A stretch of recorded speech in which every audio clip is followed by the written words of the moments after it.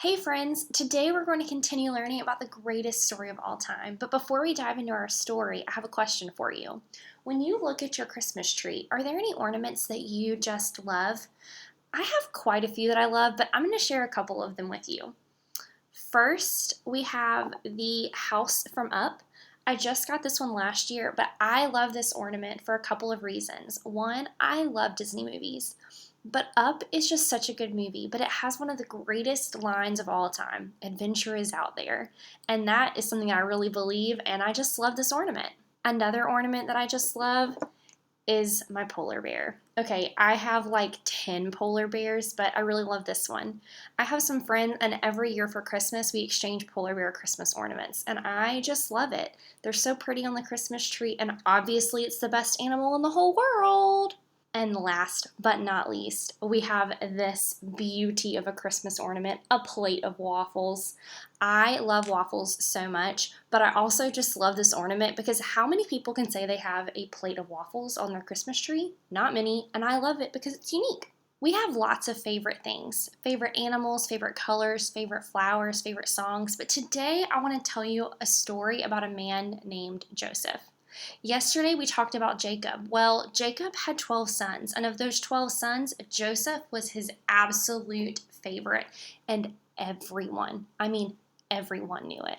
Jacob treated Joseph differently than his brothers. He gave him presents, and the best present of all was a colorful rainbow coat that was beautiful. When people saw Joseph wearing his coat, they knew that he was Jacob's favorite.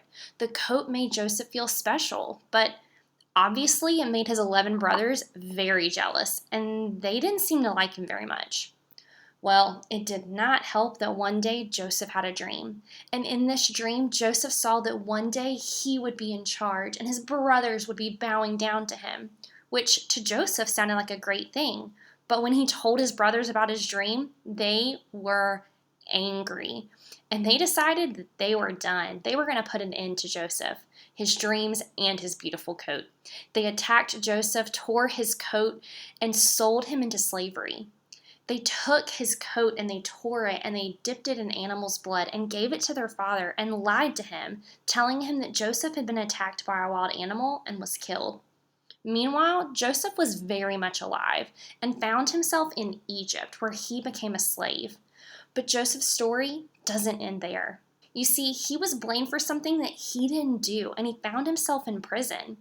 Two of his friends in prison had dreams, and he helped them understand what their dreams meant. When one of his friends was freed, Joseph asked his friend to help him get out of prison, since he knew he'd done nothing wrong. But his friend got released and forgot about him. And for years, Joseph sat in prison, alone. But he wasn't really alone. Through it all, God was with Joseph. God was with Joseph when his brothers threw him in a pit. God was with him when he worked as a slave, and God was with him in prison. God had not forgotten about Joseph. God was right there with him, and God had a plan for him. God was going to use Joseph to save his family and to save his people. One day, the king of Egypt had a dream. It was a confusing dream, and no one seemed to be able to understand it. But do you remember Joseph's friend I told you about earlier? Well, he had been in prison with Joseph, and now he worked for the king. He heard about the king's dream, and he said, "Hey, I know a guy who's wonderful at understanding dreams. Maybe we should ask him." So Joseph was brought before the king of Egypt, and the king told him the dream, and Joseph helped him understand what it meant. There would be 7 years where the crops would grow, and there would be so much extra food.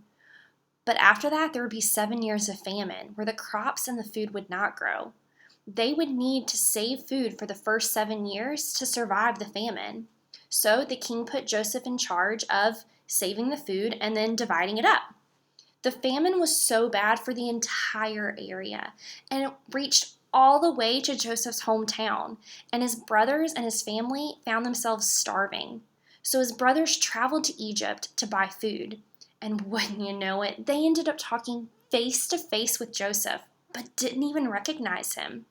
When Joseph saw his brothers, his eyes filled with tears. He was so happy to see his family. He said, "Come closer. Don't you see? It's me, Joseph." I know you're scared, but you don't need to be. You wanted to hurt me, but God had other plans.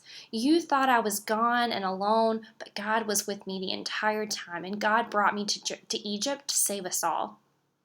Joseph and his brothers rejoiced because God had saved them.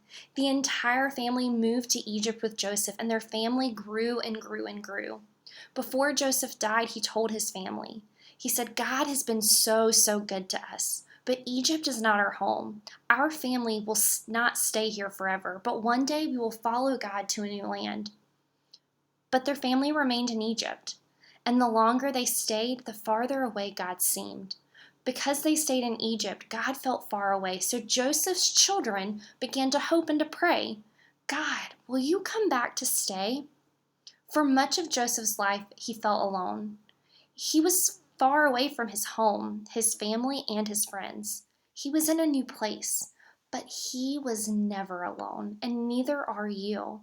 No matter where you are or what is happening in your life today, God is right there with you, and he loves you. So today, remember, you are never alone.